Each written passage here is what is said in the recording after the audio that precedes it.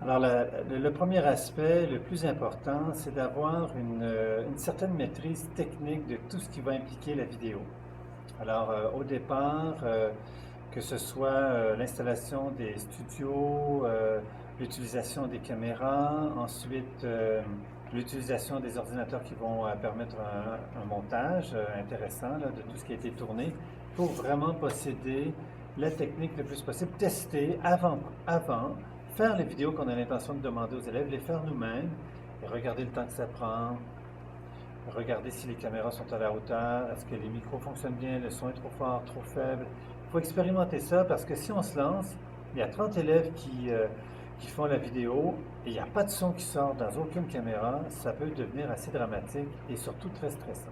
Ensuite, c'est d'y prendre, d'avoir du plaisir. Que les élèves aient du plaisir et que le prof ait du plaisir. Pour avoir du plaisir, il faut que les élèves se sentent à l'aise de faire leur travail dans des conditions agréables et que le prof soit pas épuisé non plus par 50 000 questions là, qu'il faut, et ça s'apprend, ça prend du temps, il faut leur donner beaucoup d'autonomie et leur faire confiance. Au début, je voulais leur expliquer comment le logiciel de montage fonctionnait, comment l'ordinateur fonctionnait. Maintenant, je leur dis, le local de montage est là, vas-y.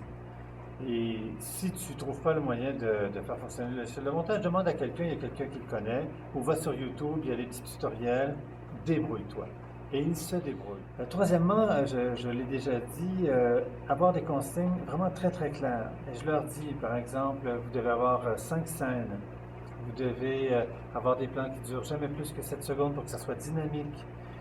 Vous pouvez faire autant de prises que vous voulez pour réussir votre plan, 5 fois, 20 fois, 25 fois, mais il faut que le plan ne dure pas plus que 7 secondes. Alors ça demande un peu plus d'organisation, c'est certain, mais ce sont des contraintes qui font qu'à la fin, la vidéo est vraiment plus dynamique, plus vivant, etc. La dernière, c'est un petit rituel de diffusion où on se retrouve tous les élèves ensemble et on présente les vidéos. C'est très important parce que c'est la consécration, c'est le moment où on montre le résultat de notre travail à tout le monde. Et comme souvent, c'est un travail qui a demandé beaucoup d'efforts, beaucoup de travail, beaucoup de persévérance, beaucoup de motivation, ben, on est très fiers de montrer le résultat. Et la plupart présentent des résultats souvent très surprenants. Alors voilà, ce sont les conseils que j'aurais à vous dire suite à mon expérience.